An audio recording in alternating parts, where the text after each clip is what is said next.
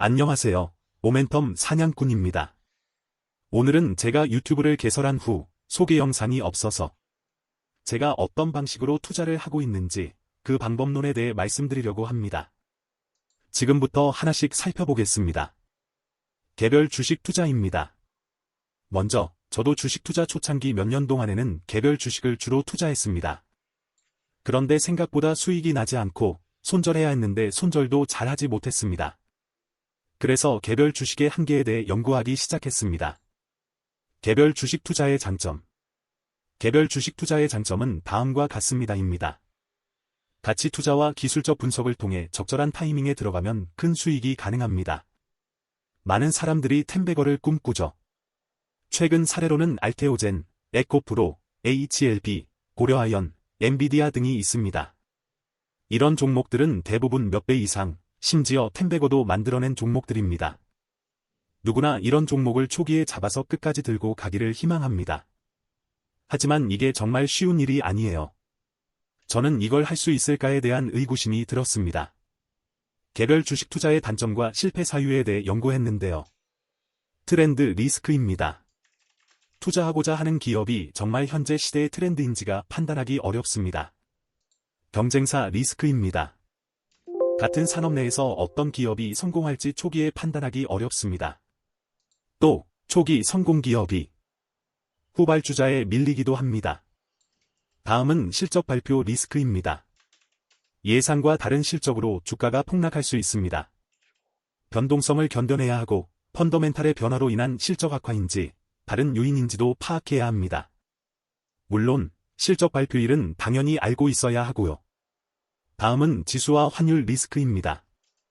기업의 성과와 별개로 환율 변동이 주가에 영향을 줄 수 있습니다. 위의 리스크들을 운 좋게 다 파악했다고 해도 지수가 앞으로 가지 않으면 개별 기업도 쭉 올라가기는 어렵습니다. 다음은 개별 기업 속성인데요. 고려아연과 같이 경영권 분쟁 이슈나 자금 문제로 인한 유상증자나 혹은 인수합병으로 인한 주가 변동이 있을 수 있습니다. 마지막으로는 정부 정책 리스크입니다. 정부 정책 변화에 따라 주가가 크게 영향을 받을 수 있습니다. 최근 해리스와 트럼프 트레이드만 봐도 기업의 어떤 본질적인 문제라기보다는 대선 결과에 따라 움직이기 때문입니다. 이처럼 개별 주식은 고려해야 할 것이 너무 많아서 분석이 사실 힘듭니다. 그래서 트렌드부터 먼저 파악하려고 공부하다 보니 중요한 사실을 깨달았습니다. 이러한 개별 주식 투자의 한계를 극복하기 위해 공부를 많이 했고 결국 가장 중요한 건 트렌드를 파악하는 것이라고 판단했습니다. 그래서 섹터 ETF 모멘텀 투자를 시작하게 되었습니다.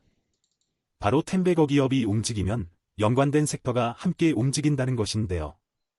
그럴 수밖에 없는 것이 템베거 기업이라는 것은 아까 언급한 그런 모든 리스크를 뚫고 올라간다는 뜻이고 그 중에는 트렌드도 맞아서 올라가는 것인데요.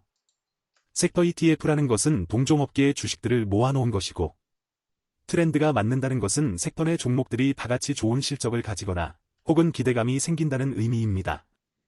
또한 템베거로 가는 종목들은 섹터 ETF 내 비중도 올라가서 결국 가장 많은 비중을 차지하게 되고요. 그런 의미에서 섹터로 트렌드를 먼저 파악하는 것이 중요해지게 됩니다. 섹터 ETF의 장점은 주간 단위로 트렌드를 파악하고 추세 추종을 통한 투자를 할 수 있다는 점입니다. 예시로 여기 나와 있는 것처럼 2010년대에는 차화정 섹터가 트렌드였고요. 반도체와 2차전지도 트렌드를 가졌었고요. 올 초에는 화장품, 중공업, 그리고 지금은 중공업, 바이오 정도가 트렌드입니다. 약세에 있는 종목은 2차전지, 반도체, 건설이 약세입니다. 투자를 하면 안 된다는 뜻이에요. 반면에 단점은 가장 잘 나가는 주식 하나에 투자하는 것보다는 수익률이 낮고요. 또 ETF들의 구성 종목을 마음대로 하기가 어렵다는 것이 단점입니다. 예를 들어 화장품 ETF의 경우 타이거 화장품이 가장 거래 대금이 많은데요.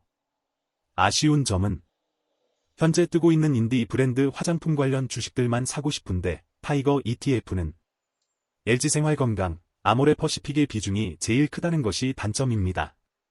이 두 주식은 사실 중국 관련 주식들이라 보여지므로 궤도가 완전히 다른데 울며 겨자 먹기로 투자해야 하는 것이지요. 하지만 이건 특이 케이스고요.